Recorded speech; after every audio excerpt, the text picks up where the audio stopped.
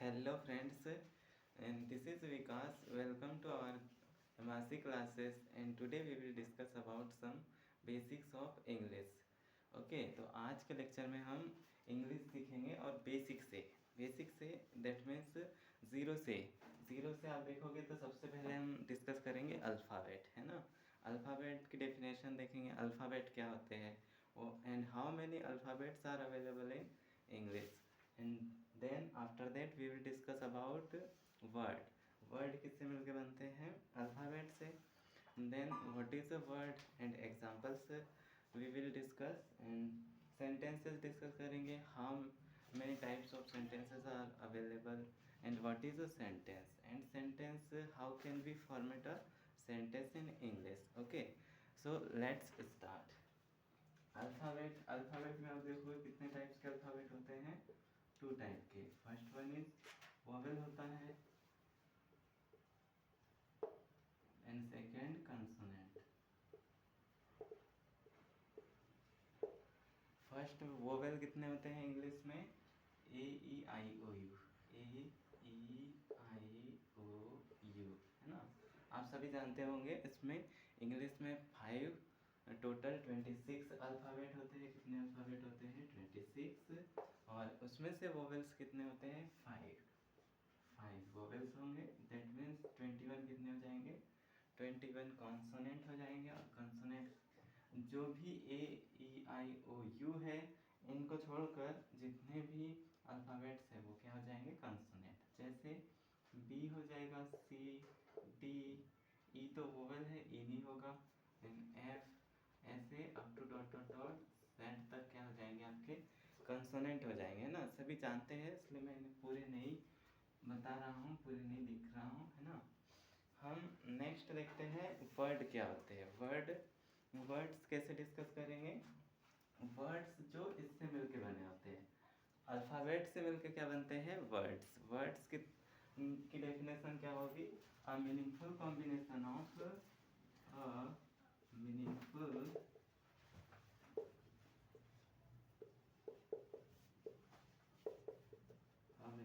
combination of alphabet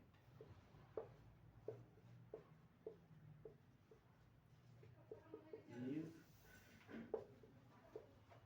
called word. Word क्या होता है, एक ऐसा मीनिंगफुल कॉम्बिनेशन जिसमें अल्फ़ाबेट्स का कलेक्शन होता है। दैट मीन्स आप इजीली पहचान सकते हैं, जब भी आपके पास में कोई वर्ड दिया है तो वो वर्ड किसका कॉम्बिनेशन होगा, अल्फ़ाबेट्स का कॉम्बिनेशन। फॉर एग्जांपल जैसे आप किसी का नाम लेते हो राम, राम में आप देखोगे कितने अल्फ़ाबेट्स है, 3, है ना। RAM, राम, ये क्या है, कॉम्बिनेशन है, मीनिंगफुल कॉम्बिनेशन ऑफ अल्फ़ाबेट्स। इसमें 3 अल्फ़ाबेट का कॉम्बिनेशन है, राम हो गया, श्याम हो गया, है ना, या फिर इंग्लिश हो गया। ये क्या है, सारे वर्ड्स है। तो आप इसमें इंग्लिश में सारे वर्ड्स जो भी बनाएंगे वो किससे मिलके बने होंगे, अल्फ़ाबेट से मिलके बने होंगे। देन इसके बाद में वर्ड्स मिलके क्या बनते हैं, सेंटेंसेस। ओके, तो वर्ड्स मिलके सेंटेंसेस बनेंगे, तो इसका डेफिनेशन क्या हो जाएगा, a meaningful combination of meaningful, यहाँ पे फुल है, a meaningful combination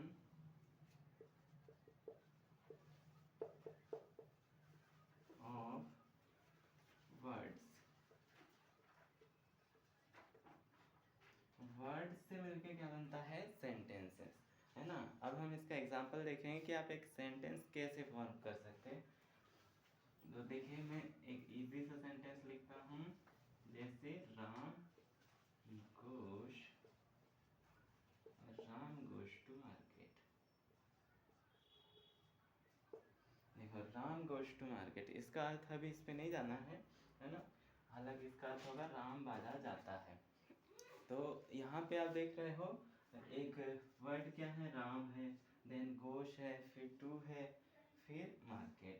तो ये क्या दिख रहा है आपको, बहुत सारे वर्ड्स हैं, ये भी एक वर्ड है, और ये भी एक वर्ड है, और ये भी एक वर्ड है।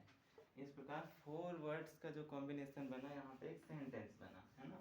तो इस तरह आप सेंटेंस वन बाय वन बना सकते हो। सबसे पहले आपको पता होना चाहिए अल्फ़ाबेट क्या है, देन उसके बाद में आपको पता होना चाहिए वर्ड क्या है, और फिर वर्ड के बाद में आते हैं सेंटेंस पे, है ना। तो इस तरह आप इजीली जान सकते हैं कि एक सेंटेंस किस तरह से फॉर्म करता है। देन अब हम देखेंगे कि एक्चुअल में इंग्लिश में सेंटेंस कितने टाइप के होते हैं। आपने अक्सर देखा होगा इंग्लिश में कोई सेंटेंसेस बताते हैं 5 टाइप्स के हैं, there are 5 types of sentences, and someone says there are 2 types of sentences, है ना।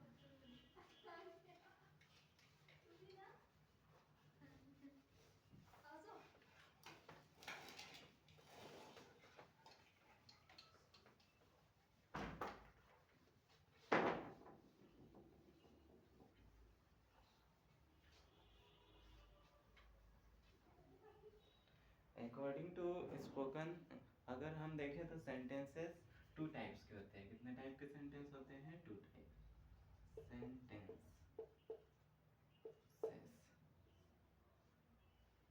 सेंटेंसेस 2 टाइप्स के होते हैं, लेकिन यदि हम ग्रामर के अकॉर्डिंग चले तो सेंटेंसेस लगभग 5 से 6 टाइप के होते हैं, है ना।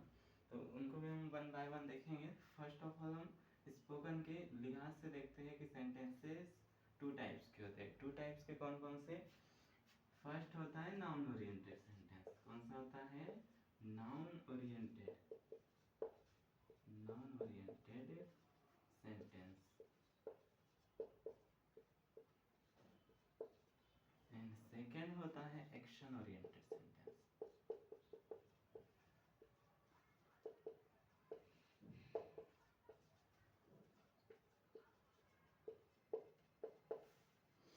नाउन ओरिएंटेड सेंटेंस में क्या होगा?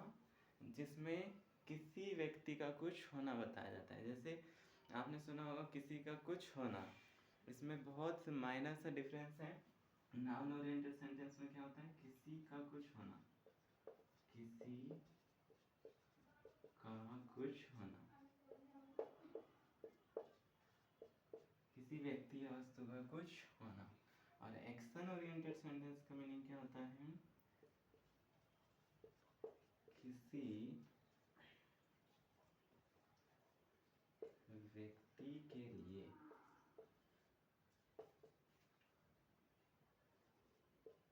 कार्य करना,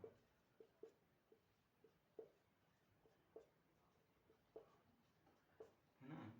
इसमें जैसे फॉर एग्जांपल हम देख सकते हैं किसी का कुछ होना। किसी का कुछ होना दैट मीन्स कोई व्यक्ति यदि कुछ होता है, जैसे आई एम अ टीचर, मैं एक शिक्षक हूँ, यू आर अ स्टूडेंट, आप एक विद्यार्थी है। तो यहाँ पे क्या शो हो रहा है मीनिंग पे? किसी का कुछ होना शो हो रहा है ना।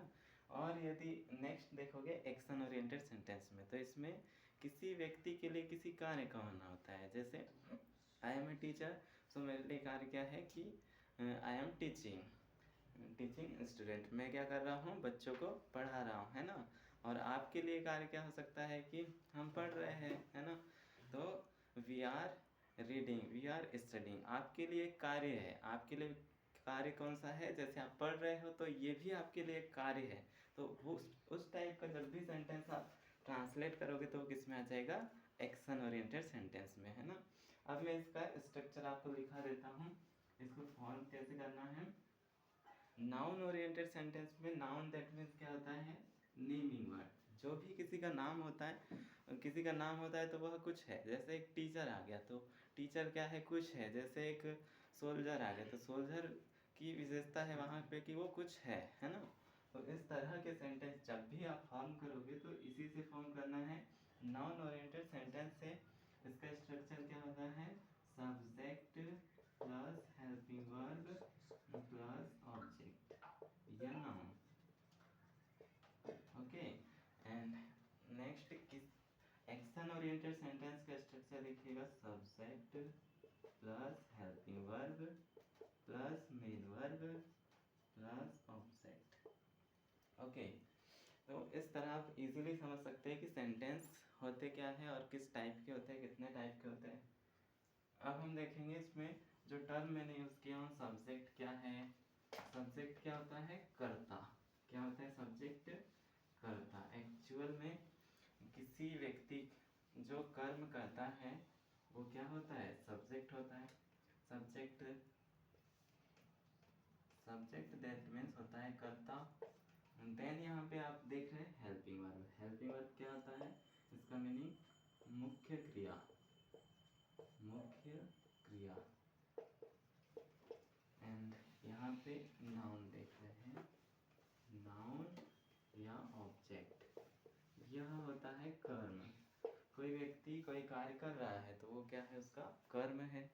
एंड यहाँ पे एक मेन वर्ब है, सॉरी ये हेल्पिंग वर्ब में ना सहायक क्रिया होगा, सहायक क्रिया। और मेन वर्ब क्या हो जाएगा, मुख्य क्रिया। मेन वर्ब में मुख्य क्रिया आएगा और हेल्पिंग वर्ब में सहायक क्रिया। सब्जेक्ट क्या होता है, किसी भी वाक्य को करने वाला हमेशा कौन होता है, सब्जेक्ट होता है। जैसे फॉर एग्जांपल में Ram goes to market, Ram goes to college। Ram कहाँ जाता है, कॉलेज जाता है। तो यहाँ पे राम क्या हो जाएगा, आपका कर्ता हो जाएगा, है ना। और नेक्स्ट एग्जांपल लेते हैं, माय सिस्टर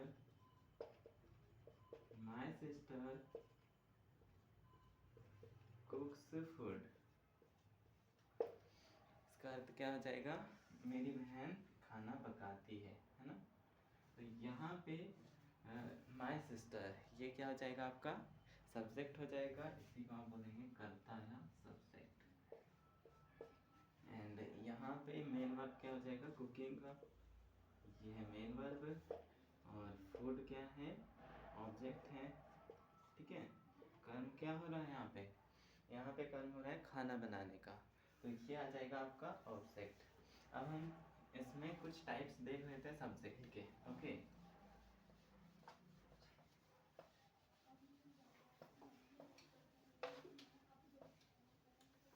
सब्जेक्ट कितने टाइप के होते हैं आपको सभी को पता होगा, आई होप। सब्जेक्ट आपने पढ़ा भी होगा, कितने टाइप के सब्जेक्ट होते हैं, 2 टाइप्स के। There are 2 types of subject. First one is singular, first subject is singular subject and another is plural, second one is plural. First में सिंगुलर सब्जेक्ट में कौन कौन से आ जाएंगे, ही see it, he see it. इनका अर्थ क्या होता है, तीनों का अर्थ वह होता है, इसका भी वह एंड इसका भी वह होता है। बट ही किसके लिए यूज होता है, मेल के लिए यूज होता है, और सी किसके लिए, फीमेल के लिए यूज होता है, और इट किसके लिए होता है, नॉन लिविंग थिंग के लिए, नॉन लिविंग इनके लिए क्या यूज होता है, इट का यूज होता है। एंड देन सिंगुलर में और क्या आ जाएंगे, एनी नेम, एनी नेम, जैसे Ram Shyam.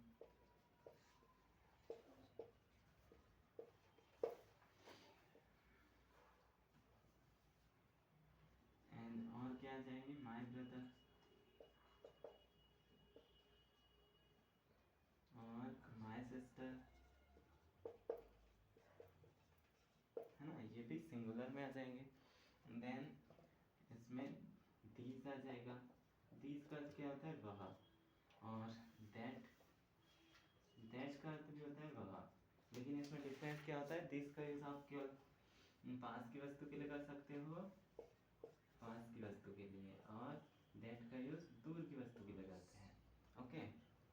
Then next plural में क्या आ जाएगा, आई, वी, यू, दे।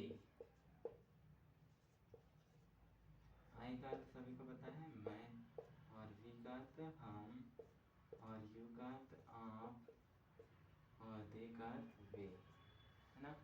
और माय ब्रदर्स, बहुत सारे जब भाई होंगे ना तो उसमें यूज होगा माय ब्रदर्स, मेरे भाई।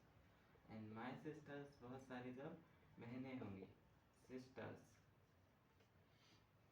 एंड नेक्स्ट आ जाएगा दीज, दीज का अर्थ होता है ये, और दोस, दोस का अर्थ होता है वे, वो हो जाता है। लेकिन ये पास की वस्तु के लिए यूज होता है दीज, प्लूरल फॉर्म में पास की वस्तु के लिए यूज होता है, और दैट